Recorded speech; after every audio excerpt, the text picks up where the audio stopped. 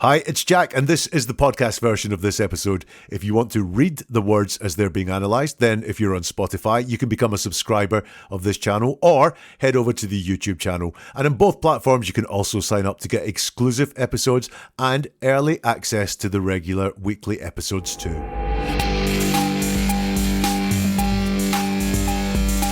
Jack and Lily Sullivan vanished 5 months ago. Now their stepdad Daniel Martell says that cadaver dogs will find nothing on his property. But when we analyse his words, do they clear him or do they expose him? So are you thinking that the dogs will go in there and won't find anything?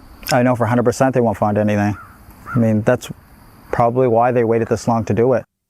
Welcome to Never a Truer Word, where we look at the words that people choose to use to see if they're telling the truth, the whole truth, and nothing but the truth. If you're new here, what I do is different from anywhere else because I strip away everything apart from the words said by the person at the heart of the story. Then I use my process of statement investigation to giving you the key to see where deception could be, where the truth could be, and the motivations of the person talking as well. It's a process that I use with corporate clients, with investigators, and with the media to get a deep understanding of what is being said. So Jack and Lily Sullivan, we've dug into them before. They went missing in Nova Scotia, Canada, 5 months ago at the time of recording.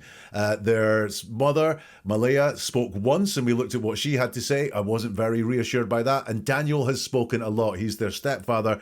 Haven't been massively reassured by anything Daniel has to say either. He's given a new interview and that is what I'm going to look at in this episode. Since the last time I looked at Daniel, there's been some developments in the case. First of all, some papers were released showing that both Daniel and Malia passed polygraph tests when the police administered them. And then recently it was announced the police are going to use cadaver dogs to search the property around where Malia and Daniel used to live, with the aim, I guess, of finding Jack and Lily or ruling that out as a possibility as to what had happened. Daniel gave an interview talking about the cadaver dogs and some of the wider ranging things around the disappearance of these two children. And that's what I'm going to look at. And what are we going to look at when we look at someone? Well, look, there are suspicions around Daniel. People are suspicious of him. He's going to talk about that in this interview. So I'm going to look at certain things when he talks here. Where's his concern? What is he most concerned about? That will come out in his words. I'm going to look for leakage. So when he's talking, does he leak what he's thinking or what is going on in his head? Maybe things he doesn't want to say out loud, but does he leak that through his words? Can we work out a little bit more about what his thought process is? And then I'm also going to ask, what's missing? What would we expect the stepfather of two very young, very missing children to say that he doesn't say and that he doesn't connect with? So I'm going to be keeping an eye out for those, as well as digging into the words that he uses in this interview. Let's listen to Daniel Martell, and this is the first part of the interview. So are you thinking that the dogs will go in there and won't find anything? I know for 100% they won't find anything. So what do you make of the fact that they are bringing the cadaver dogs in? Well, I'm actually pretty happy about that because it's been about 3 months. I've been asking for them, and it's just been delayed, I guess, till now. But I know things take time, and dogs are hard to get. So what does this say to you? Because I mean, they are dogs searching for human remains. Well, I know that it's going to be really hard work now that there's so much vegetation in the woods. But I'm pretty happy that they're going to be able to do it. I even hope that they bring more than one dog if they have access to more than one dog. So what are you happy about? What do you hope this will bring? I would just like to see maybe the social media speculation theories and accusations, maybe they're not going to stop, but slow down, because at this point they're getting ridiculous. So are you thinking that the dogs will go in there and won't find anything? I know for 100% they won't find anything. I mean, that's probably why they waited this long to do it. It's just to keep the public informed, I guess, that they're hard at work. Once more from Daniel Martell, some strange wording. The very first question. So are you thinking that the dogs will go in there and they won't find anything? And he says, I know for 100% they won't find anything. Now, I always say when people talk in absolutes, dig into that. Why are they talking in such absolutes? Life is very rarely black or white. There's all sorts of shades of grey in between. But he seems very certain that the dogs will not find anything, these cadaver dogs. I know for 100% they won't find anything. Very, very, very certain of that. And I want to know how he's so certain of that. You know, he might be trying to give across the impression that It was my land. They aren't going to be anywhere near there. I know that I didn't do anything to them, so they're not going to be found on my land. However, that means he's closed off about anything else that could happen. I know for 100% they won't find anything. I mean, there's another way you could know for 100% they won't find anything, and that's if you know where they are. If you know that the Jack and Lily are nowhere to be found on this land that the dogs are going to search. All these possibilities are up in the air. Why? Because he doesn't say how he knows with 100% certainty that they won't find anything. I did pull out that word anything as well. You know, what are they looking for? It's Jack and Lily, or signs of Jack and Lily, or clues as to what happened to Jack and Lily, I guess. And he just boils that down to they won't find anything. However, that's reflexive. It's in the question. You're thinking that the dogs will go in there and won't find anything. And he says, I know for 100% they won't find anything. Sometimes words that are a bit strange or words that might be a bit suspect are actually almost forced on us by the question that we're asked. And I think that is the case here. The next question he's asked, so what do you make of the fact they're bringing the cadaver dogs in? And he says in his answer, well, I'm actually pretty happy about it, that because it's been about 3 months I've been asking for them, and it's just been delayed, I guess, till now. But I know things take time and dogs are hard to get. So this is the search for his missing stepchildren's children he was presumably close to, spent a lot of time with. And when he's asked about the dogs being brought in and what do you make of it, he talks about what it means to him personally. The concern is for himself there. I'm actually pretty happy about it. Just pretty happy about it. And also happy, strange word there, isn't it? In the context of missing children. I think it's a good thing. Could have been said, but no, he's pretty happy about it. This has made him happy, in his words, about it, because it's been about 3 months I've been asking for them. So this is like, what do you think of the fact cadaver dogs are coming in to look for these missing children? He's happy that cadaver dogs are involved and they're looking for the missing children. Why? Because he's been asking for them for about 3 months. Now that's very strange. Why would the stepfather of 2 missing children be asking for cadaver dogs? That sounds like, again, what does he know? Why is he asking for cadaver dogs? That just sounds like all sorts of strange to me. But he says in his words, I've been asking for them for about 3 months. And then he goes into the technicalities of them. He's, very, very interested in the technicalities of actually everything about this investigation, as we'll see. It's been delayed again, but I know things take time and dogs are hard to get. So look, is he really just going again with the concern for himself? Because he knows that these cadaver dogs are going to come, look around the property where, I don't know if he still lives there or if he used to live there, but it's the property where he was living when the children went missing. He's 100% certain they're not going to find anything. Therefore, he will be further in the clear. That seems to be his priority here. That's why he wanted the cadaver dogs. It's not about finding Jack and Lily to him. It's about clearing his name. So what does this say to you? And I think the interviewer picked up here that they didn't get a very satisfactory answer to the question there. You know, what does it mean that cadaver dogs are coming in? I think they were looking for a little bit more emotion, sadness, drama, anything like that. So tries again. So what does that say to you? Because, I mean, these dogs are searching for human remains. And he says, well, I know that it's going to be really hard work now that there's so much vegetation in the woods, but I'm pretty happy that they're going to be able to do it. I even hope that they bring more than one dog if they have access to more than one dog. So he doesn't answer the question. The question is, what does it say to you that they're bringing in dogs that are searching for human remains? And he avoids that entirely. He avoids the human remains part of that question. Again, he restates that he is pretty happy. And then once again, he goes into the technicals of the investigation about it being hard to do because there's so much vegetation in the woods. It's going to be really hard work now. But he hopes they bring more than one dog if they have access to more than one dog. Guy loves counting things. We'll notice as we go through, he loves putting numbers on things and the size of things as well. But he doesn't answer the question that was designed to get an emotional response. Human remains. And these human remains could be your stepchildren. He doesn't answer that question. He avoids that question. So he's used the word happy twice now, and the interviewer goes for that. So what are you happy about? What do you hope this will bring? And he says, I would just like to see maybe the social media speculation theories and accusations, they're not going to stop, but slow down. Because at this point, they're getting ridiculous. So Once more, his concern is for himself. These cadaver dogs are coming in and he's talking about them, but he shows no concern for Jack and Lily, nothing at all around hoping that they will be found, or even hoping that it will rule out an area of search so they can search further afield or search in different places.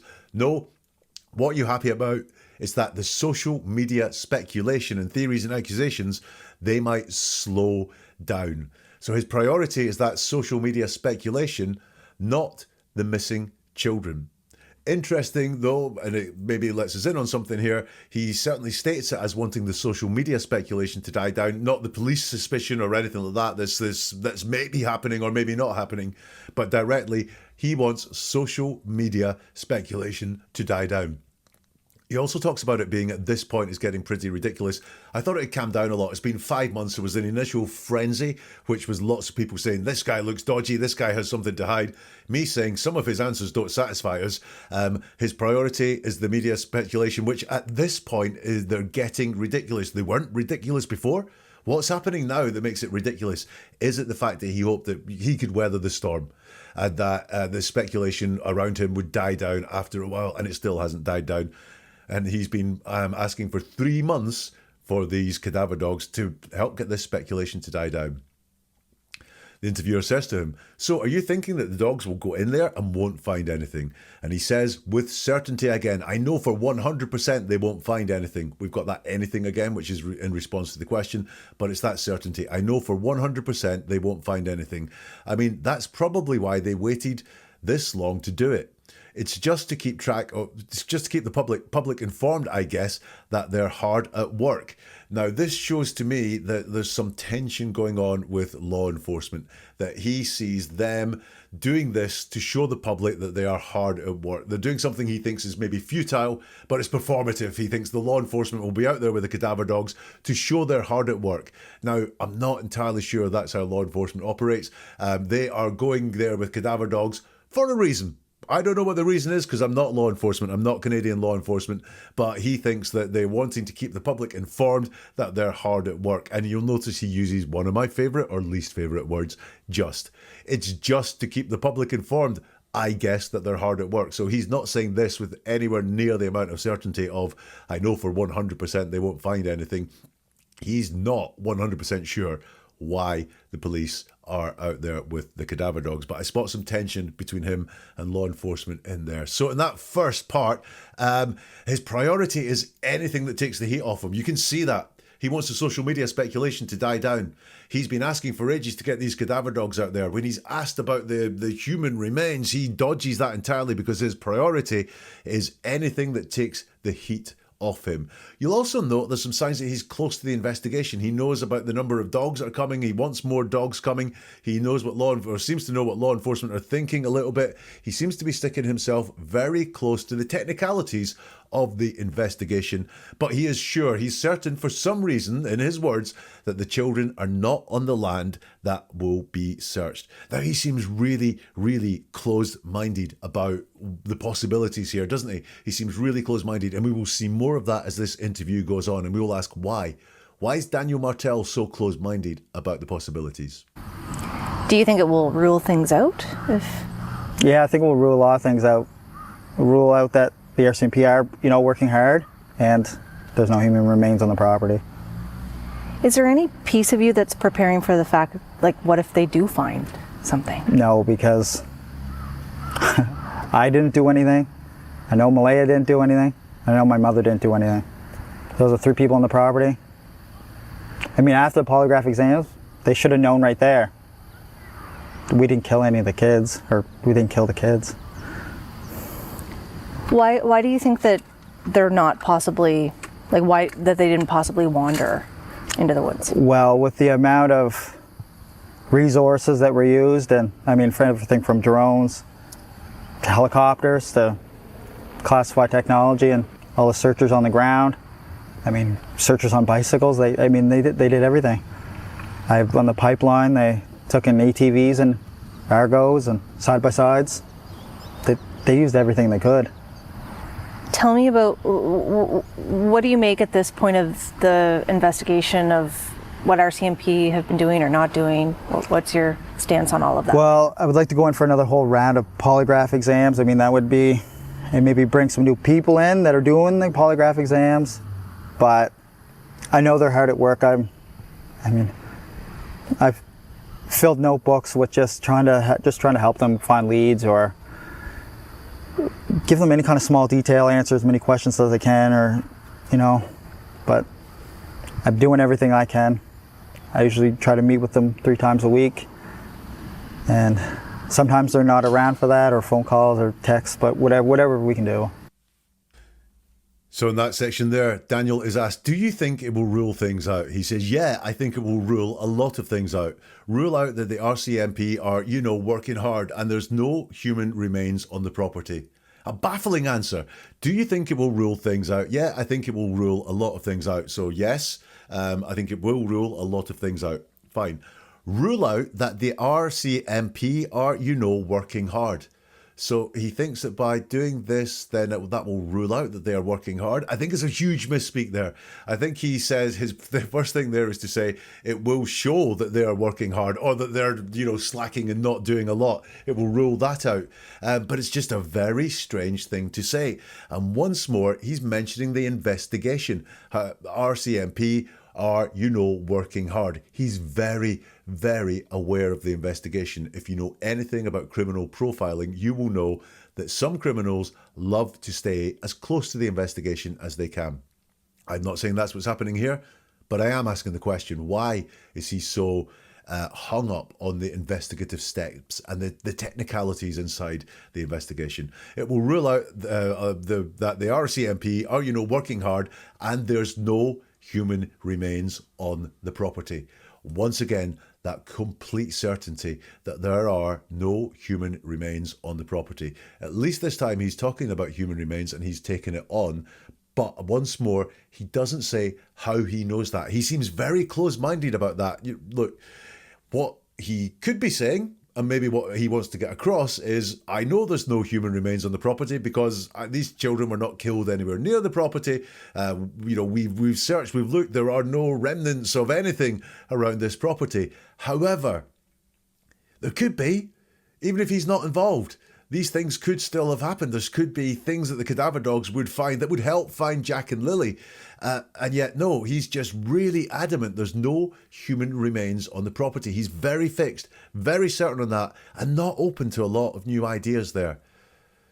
Is there any piece of you that's preparing for the fact, like, what if they do find something? And he says no. And then he kind of laughs. I didn't do anything. I know Malaya didn't do anything. I know my mother didn't do anything. Now, he's not asked if he did anything. He's not asked if Malaya did anything, which is the children's mom, his ex-partner, and I know my mother didn't do anything. No, because I didn't do anything. Is there any piece of you that's preparing for the fact, what if they do find something, and the only thing that's in his head is the fact that he, Malaya, or the mom didn't do anything. They're the only 3 people that could have done anything that would lead to stuff being found on the property. That's very strange. I do not get the logic that he's going with there. He says those are the 3 people on the property. I mean, after the polygraph exams, they should have known right there we didn't kill any of the kids, or we didn't kill the kids, so let's dig into that. Those are the 3 people on the property. But what if someone else was on the property and did something? Why are you so fixed in that? I don't know. Are you trying to convince us that it could only have been these 3 people? There was no one external involved or anything like that? Or is it something that's there to distract us? I mean, after the polygraph exams, they should have known right there that we didn't kill any of the kids, or we didn't kill the kids. Now, we have the word kill there, which is not downplaying what could have happened if human remains were found. The kids would have been killed. Normally, we find guilty people softening the severity, didn't do anything to the kids, didn't do that to the kids, softer ways of saying kill. But he uses quite a strong word there. It's a green flag, if you like, of we didn't kill, we didn't kill. However, we didn't kill any of the kids. Any of the kids, these are your 2 stepchildren. Jack and Lily are their names. You're not using them. And just any of the kids, that is really, really strange. We didn't kill, again, the kids. Again, he doesn't use their name. Now, if you look at the question that was asked, is there any piece of you that's preparing for the fact, like, what if they didn't do something? He goes extra. He says no. There's no part of him that is preparing himself for that, but then he tells us why. He goes extra. And when someone goes extra, it's always very revealing. It shows what they want to say, what they want to get across. Even though I haven't been asked about it, I'm going to talk about this because I want to get it across. And what does he want to get across? That I didn't do anything. Malaya didn't do anything. My mother didn't do anything. Those are the three people in the property. After the polygraph exams, he wants to know that the polygraph exams have been fine. They should have known right there, we didn't kill any of the kids, or we didn't kill the kids. Very strange wording. He does answer the question, but the logic, no one else. Also, no accident, so we didn't do anything, but, you know, could something have happened to the kids when they were out there? None of these reasonable alternatives seem to be in his mind. Only that the kids were killed on the property, or the kids weren't killed on the property, is what he seems to be very, very certain of. The next question. Why do you think that they're not possibly why that they didn't possibly wander into the woods? And he says, well, with the amount of resources that were used, and I mean for everything from drones to helicopters to classified technology and all the searchers on the ground, I mean searchers on bicycles, I mean they did everything. It doesn't quite finish the thought off of saying there was so much searching done and nothing was found. I don't believe they did just wander into the woods and something happened to them or they got stuck there or anything like that. He doesn't finish that thought off. It's the impression he wants to give, but he doesn't say it. It's not in his mind to say the end point of all of that. What we just have is, again, a focus on the investigation. The amount of resources that were used. He likes counting things, so amount is a counting word. I mean, everything from drones to helicopters to classified technology. All the searches on the ground. I mean, searches on bicycles. I mean, they did everything. On the pipeline, they took in ATVs and Argos and side-by-sides. They used everything that they could. Great knowledge on the technology that was used. Less knowledge about actually finding your kids that are missing. Lots on the tech as well, but he doesn't finish the thought. He really doesn't say, I don't think they wandered into the woods because they would have been found. With everything that was done for the search, we would have found them by now. The next question.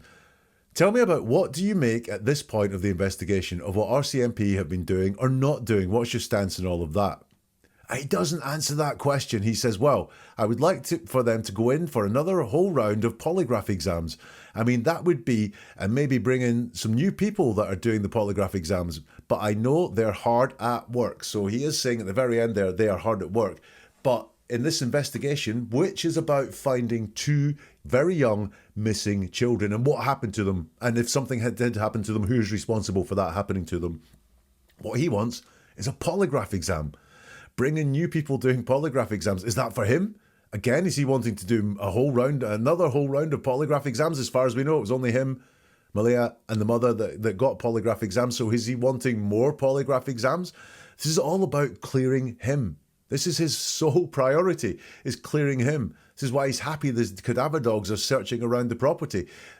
So in all of this investigation to find two missing children, what do you want them to do? More polygraph exams of me. This is all about clearing him, not finding the kids. Or does he think someone is lying in all of that? Because of all the people that have done polygraphs, I only know of the three. Maybe there was another one. Potentially the children's natural father had a polygraph exam. But does he think someone is lying in their polygraph exams and has got away with it? And that's why he wants another round of polygraph exams done by someone else, because he thinks that will get the truth out there. Because maybe that would be a nicer priority. Maybe that's how he thinks is we're going to find out what happened to Jack and Lily if they do more polygraph tests and find that someone is lying. But it does seem to me that the focus is on him. And he goes extra. Because, you know, this has been asked about what are the police doing or what are the police not doing. And he tells us what he's done. I mean, I filled notebooks with just trying to help them find leads. So trying implies no success. Help them find leads. Help them find the children. Give them as many kind of small detail, answer as many questions as they can. So again, it's not just answer every single question, it's answer as many questions as they can. I'm doing everything I can. And then he says, I usually try to meet with them 3 times a week. So usually and try implies that he doesn't meet with them 3 times a week. He usually tries to meet them 3 times a week. That's not even saying I try to meet them 3 times a week, or I usually meet them 3 times a week. It's I usually try to meet with them 3 times a week. Sometimes they're not around for that, or phone calls or texts, but whatever we can do. So this is all slightly qualified, but look again at how close he wants to stick to the investigation. So in that part there, that second part, he doesn't seem to be too focused on finding the kids. In fact, he seems to be more worried about clearing himself, taking the speculation away from himself again. I'm still picking up tension between him and law enforcement as well. However, he does talk in severe terms about the potential fate of the kids. Now, at one point he did say, I didn't do anything. However, he did talk about the possibility of them being killed, which is a reassuring factor to me. Now, listen, Daniel has said that he welcomes this search with the cadaver dogs, but I think there's something worrying him about it, and we'll look at that in just a moment. Now, do you ever feel like you are not being told the full truth? You're not hearing the full story? Could be happening here, yeah? Well, this is what this channel is all about. It's about hearing the world with new ears, and I want to share this with as many people as possible. So please, if you like this, if you share it with people that you know would need it, subscribe to the channel, comment underneath. Every single interaction you can take like that fuels the fire for Never a Truer Word and helps this get out to more people. So just every single click, every single share, every subscribe, every follow helps this get out to more people. And this really is something I hear from people regularly saying, you know what? I watched one of your episodes, heard from a relative, and I went, they are talking to me big time, full of lies. So thank you very much for some of the things that you spoke about. So please, if you do think this is worth sharing with people, please share it. But even if it's just the like button, even if it's dropping a comment saying, yeah, I really like this, that helps this get out to more people and helps get this life-changing skill out to more people around the world. Let's get some more from Dan Martell now. So I guess to bring it back to the cadaver dogs, since you've been asking for it for so long, I guess, you don't have any information on how that will happen? No, I don't even know where quite they're going to start searching or what they're going to do. Are they going to expand out onto the properties? The property there is fairly small. It's only 2 acres. So. Yeah. Will it be the whole 8.5 that they searched previously? I don't know. That's a lot. That's a lot. That would be quite a few. That'd be a couple weeks probably on foot doing that. Yeah. But I mean, if you look at the documents, and you know some of the other stuff RCMP has said or done, there's 70,000 drone photos that were taken during the search. That's a lot of photos. I mean, they had to review and do everything. So they would have found some kind of something there. Or even when they brought in classified technology, they scanned the whole area. They found a beaver and a coyote. That's all they found. So why do you think this step is necessary? Well, it just rules out one and brings the book a little bit closer to being closed. I mean, one chapter at a time. How have you been doing? Well, I'm not going to say I'm doing well, but doing better than I was at the start, I guess. It's physically exhausting, mentally exhausting, emotionally exhausting, but every day you wake up and it's a new day. New hope. And just keep going forward. I don't know about you, but I found some of that slightly dark. Let's dig into it. The question is, so I guess to bring it back to the cadaver dogs, you've been asking for it for so long. I guess, you don't have any information on how that will happen? He says, no, I don't.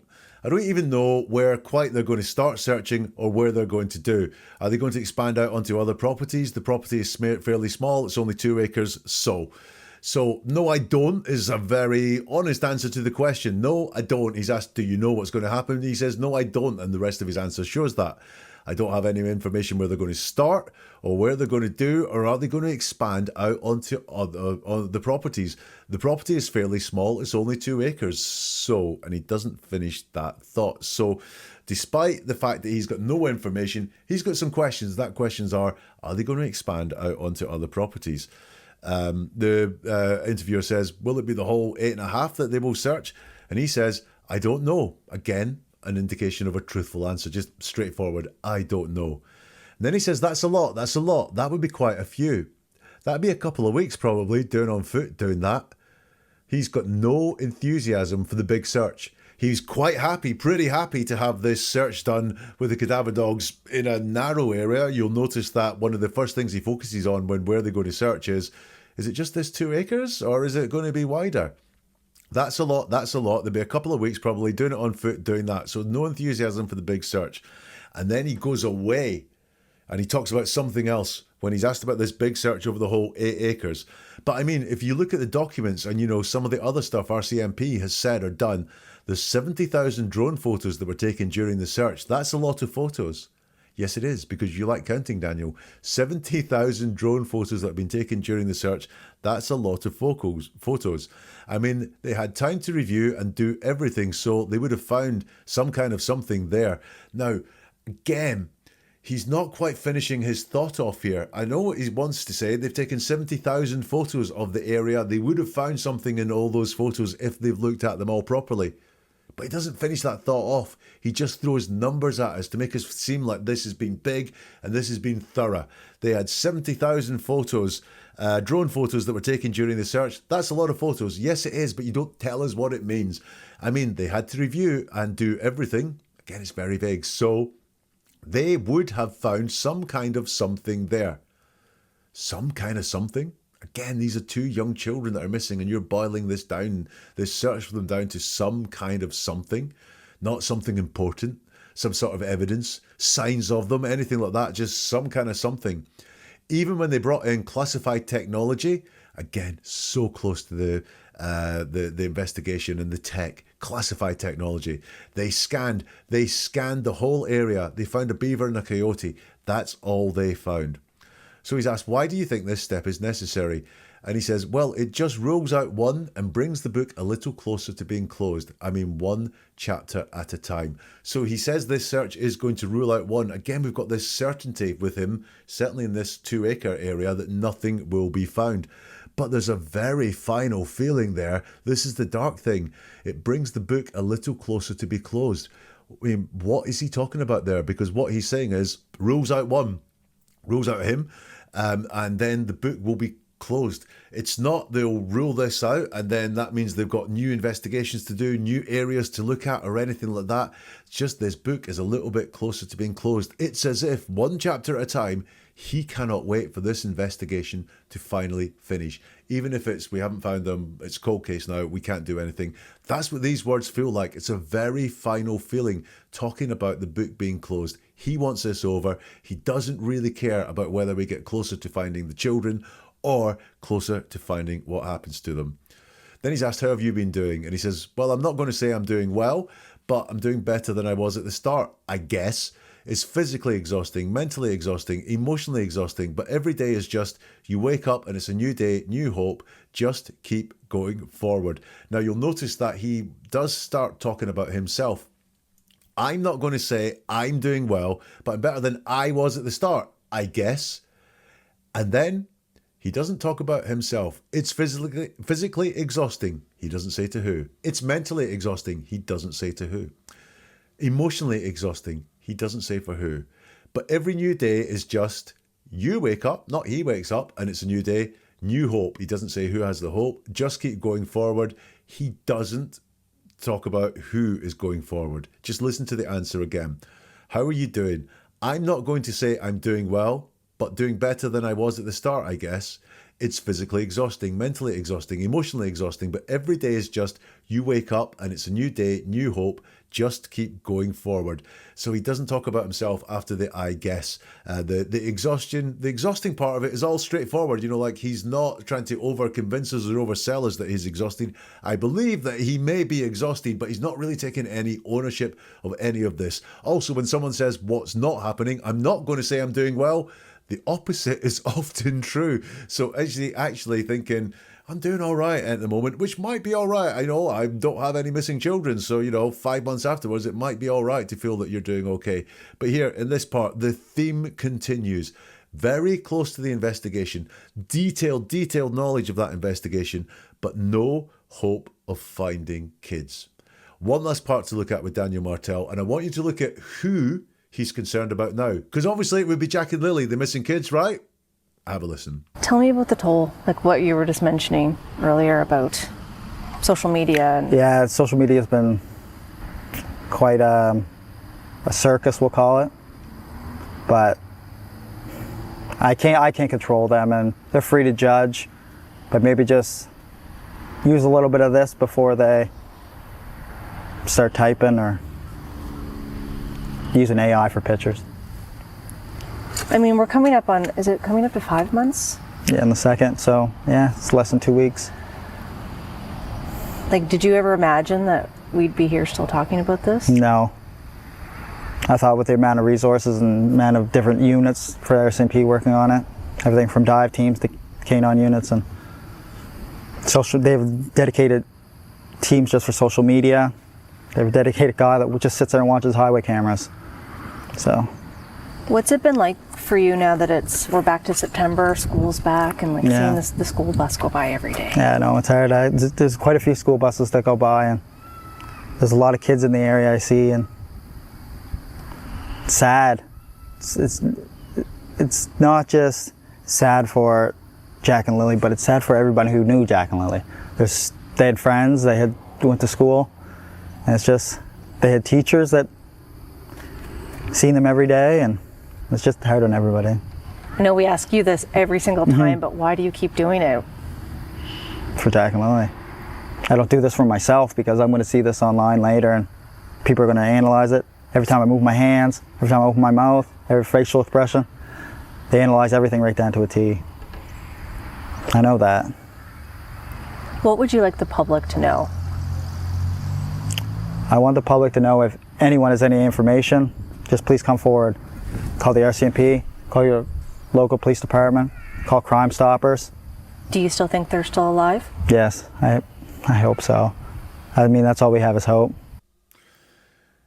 The first question in that segment, tell me about the toll, like what you were just mentioning earlier about social media. Daniel says, yeah, social media has been quite a circus, we'll call it, but I can't control them and they're free to judge. But maybe just use a little bit of this before they start typing or using AI for pictures. So once more, the concern is for himself, not for the missing children. He does answer the question. To be fair, he's asked about the toll of social media.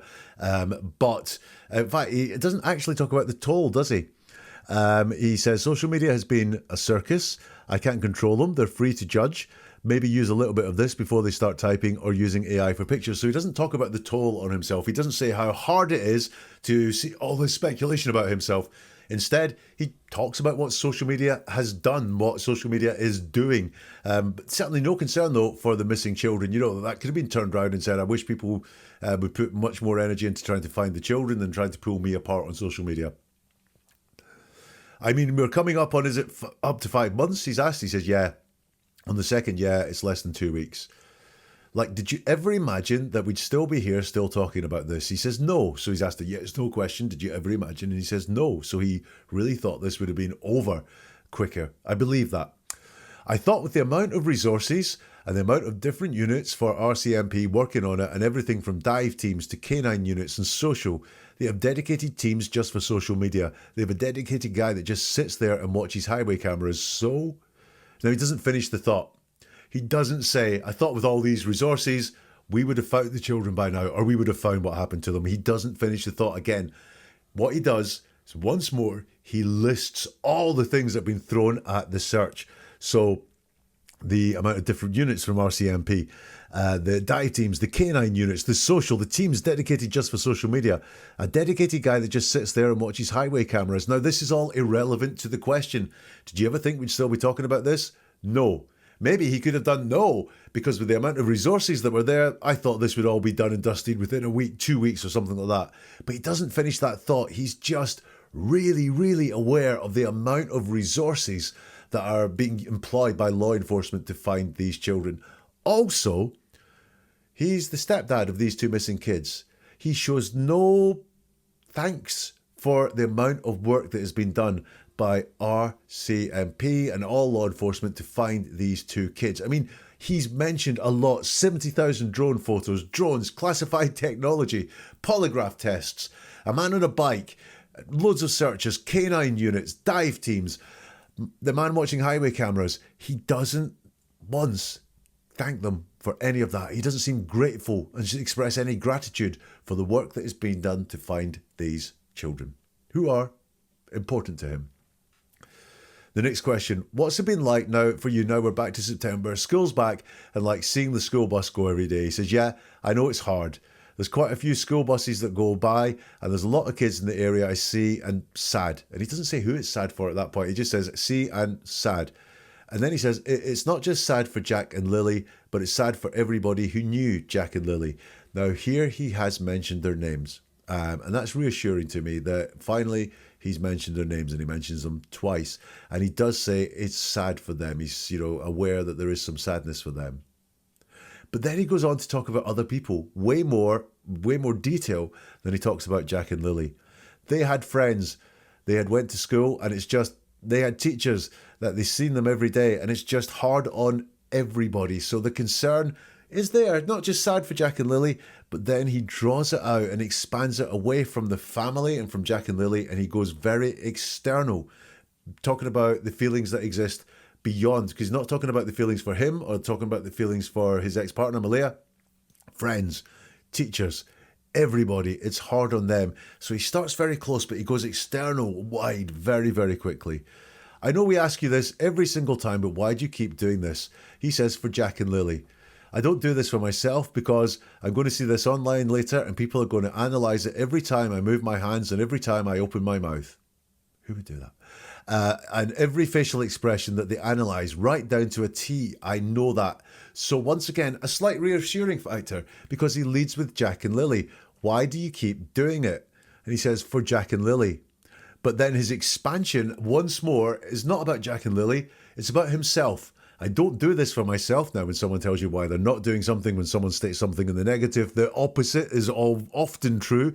Is he doing this for himself? I mean, everything I've seen in his words so far says his main concern is clearing himself. I don't do this for myself because I'm going to see this online later and people are going to analyse it every time I move my hands, every time I open my mouth, every facial expression that they analyse, everything right down to a T. I know that.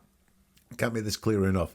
He does say Jack and Lily at the start, but the expansion is on himself. He spends way more time talking about himself and what will happen to him as a result of this interview. Interesting, does he just misuse the expression? But he talks about, they analyse it every time I move my hands, every time I open my mouth, every facial expression, they analyse everything right down to a T. Now, if you've got something to a T, it means you've got it right. He got that impression down to a T. You have done this meal to a T, perfect to a T. That's what down to a T means, is it's done correctly. Now, maybe he doesn't know that, and he means they're very, precise, pernickety. They go down into the smallest detail. Maybe that's what he means by right down to a T, but the phrase means they do it perfectly. They get it right. I know that, he finishes with. What would you like the public to know? And he says, I want the public to know if anyone has any information, please come forward. Call the RCMP, call your local police department, call Crime Stoppers. Now, this is a big deviation from everything we've seen so far, almost by the patterns that we've seen. What would you like the public to know? I would be expecting him to go, I didn't do anything. It wasn't me. Don't go on social media and talk about me anymore. But no, he shows a desire for information. I want the public to know if anyone has any information, then please come forward, call the RCMP, call your local police department, call Crime Stoppers. He seems really open to any information being delivered to the police, to the local police departments, to Crime Stoppers as well. And this was a big reassuring fact. And towards the end of this interview, once he's got out all the stuff that he feels stressed about, the speculation, how happy he is with this cadaver search, the concern for himself. Once that has all seemed to be got out of him, we've had him mentioning Jack and Lily by name and saying he's sad and acknowledging that it's very sad. And here he's saying he's open to people coming forward to the police with information. I really thought, what would you like the public to know? We would get that pattern repeated again of concern for self, but he doesn't have it here. It's a reassuring factor. Do you think they're still alive? He says, yes, I hope so. I mean, that's all we have is hope. So there, some reassuring things. Mentioning the kids by name was reassuring. Asking for people to get in touch with the police with info was reassuring. But also that part where he was asked about Jack and Lily and he showed concern for others before the kids. He's shown concern for himself before he showed any concern for the kids. And then when he showed concern for Jack and Lily, he then went on to widen it really quickly, right away from Jack and Lily to teachers, friends, everyone as well. And that worried me. So that's Daniel Martell's new interview. What do I have from that? Look, he certainly is so sure that they're not going to find anything in this the cadaver dog search of the immediate area. It seems real. He seems to really, really believe that. But only the immediate area. When we talk about widening it out, he gets a little bit nervous. Have they roamed into the woods or the forest? He gets a little bit nervous. Are they going to go out to the 8 acres? He gets a little bit nervous. He seems to be convinced near what he would term the property. Absolute surety there. But he seems closed-minded about so many possibilities. It could only have been the 3 people on the property that did anything to them on the property. He doesn't seem to really want to talk about how this could rule out him and get people searching in another way. This is all. He doesn't seem to be open-minded to possibilities at all. From all of that, I think he knows more about what happened to Jack and Lily than he says in that interview. I really do believe that. Did he make it happen himself? Or does he know about someone else's involvement? I'm drawn to that comment about wanting the polygraphs and more polygraphs. The only 2 reasons he could want more polygraphs are to make himself look more in the clear. But look, as we know the facts anyway, he seems to be pretty much in the clear. He passed the polygraph, so another polygraph isn't going to make him more in the clear, which would seem to be his want. So does he think that someone else who could take a polygraph will be caught lying in this situation? I wonder if that's what's going on. So look, he knows more, in my opinion. He knows more about what happened to Jack and Lily. But did he make it happen himself? Or does he know about someone else's involvement? I lean more towards that latter thing. And what do you think? Do let me know in the comments here if you can, or you can go to neveratruerword.com and get in touch on the socials. Also on neveratruerword.com, you'll find a lot more about the missing kids, Jack and Lily Sullivan. More breakdowns with Daniel. Also some episodes looking at what the mum said about those missing kids as well. That's all at neveratruerword.com. And if you want to widen your knowledge of how to look at people's words, why not sign up for the newsletter there as well? neveratruerword.com, and we'll see you soon for something new from Never a Truer Word.